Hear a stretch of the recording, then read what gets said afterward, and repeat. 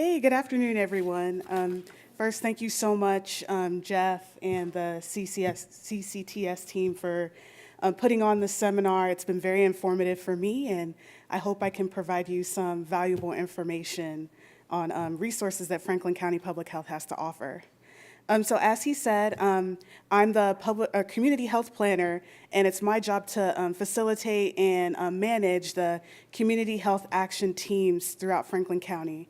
So just so you know, Franklin County Public Health, our jurisdiction is everywhere outside of Columbus and Worthington. So you're talking almost like over 40 different municipalities that we have to provide, well, not have to, we're glad to, provide varying levels of health promotion, education, and the basic public health services. So the community health action teams are a way for us to engage those communities and allow them to be an active part of the process in building cultures of wellness and improving health overall.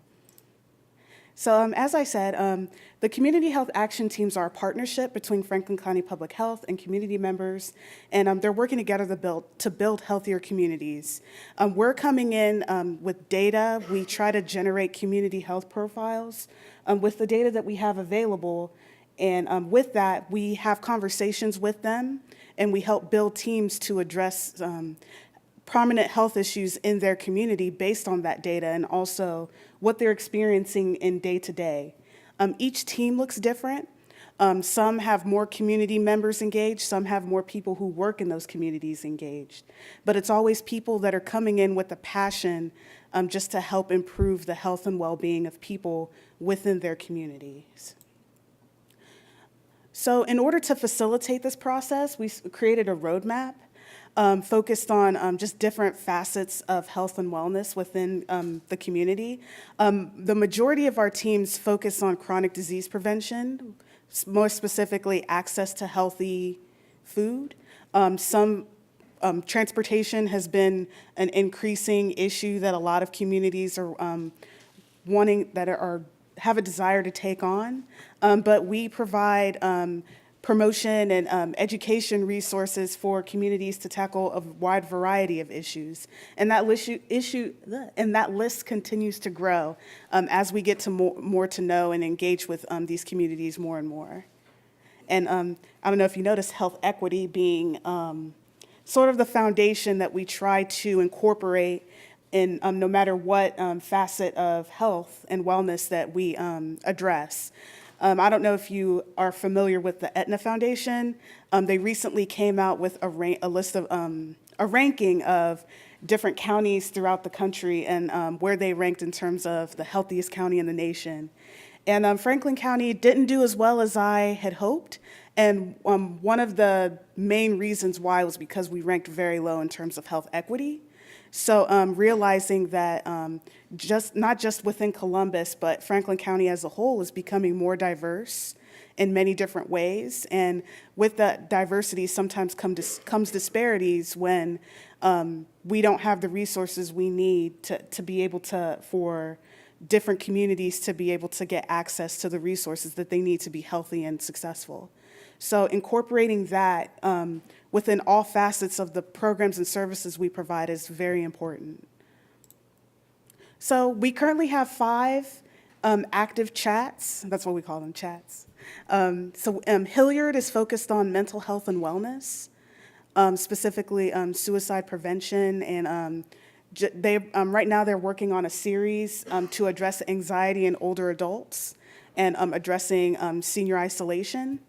The Southwest chat is taking on a rather unique way of doing things and focusing on the 9 dimensions of wellness and creating advisory committees to address each dimension and really trying to engage businesses, community organizations within the Southwest community, which is Grove City, Urban Crest, Pleasant Township, Jackson Township, to try and get those communities to not only provide resources, but also provide education and awareness as well, that it's not just about absence of disease, but just the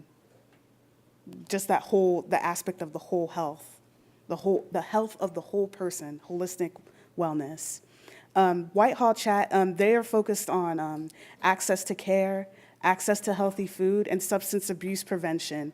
The opioid epidemic has hit them harder than most of our other municipalities, and they're really taking a heads-on, let's try that again. They're really tackling the issue head-on by trying to increase access to Next Care and other mental health and wellness resources for members of their community. And they actually, for access to healthy food, took on a rather unique way of addressing that issue by engaging a CSA program. I don't know if you've heard of them, like Yellowbird Food Shed, the Y. They have one as well, where they source local food from farmers across Ohio and build boxes. And that program's been very successful, and they're actually gearing up to launch it again and expand it. And then Prairie Township, they focus on access to healthy food and physical activity. And Bexley, once again, they're taking on a rather unique way of addressing health by directly engaging in racial healing and aging in place. I don't know if you've heard of the village concept that many communities have used to really try and help seniors age in place and stay in their homes for as long as possible, but they're sort of serving as an incubator to help start that project. So just for some tips for collaboration, so the chats are pretty new. Whitehall is our oldest and most active chat at this point, but they are very open and willing to new opportunities to just bring resources to improve health and wellness into their community, as are all the chats. But just understanding that chats are, on average, around 8 to 10 people in size, and they come from all different realms. We have people from the for-profit sector, nonprofit, government. Each chat is different, has its own culture, but they are the entry point to the community. Depending on what your research is, you would come to the chat, and then you would engage directly with maybe 1 or 2 people at the meeting, depending on what your focus is. And focusing on how your project helps the community is very helpful, because I've had people come to me that want to engage in the chat or to really, like, they have their own personal agenda, but it's not necessarily connecting with the mission of the chat. So as the previous presenters have addressed, just being genuine and sincere in wanting to help the community and improve the health and well-being of the community is key. And keeping the areas of focus in mind. Each chat spend a lot of time, actually like almost half a year for some of them, to choose the projects and the focuses that they have chosen and are wanting to go forward with for probably the next at least year or so. So being able to incorporate whatever research or idea that you may have with that focus, I think will provide for a lot more for engagement, not only at a deeper level, but also for a longer period of time. And also, communication is key.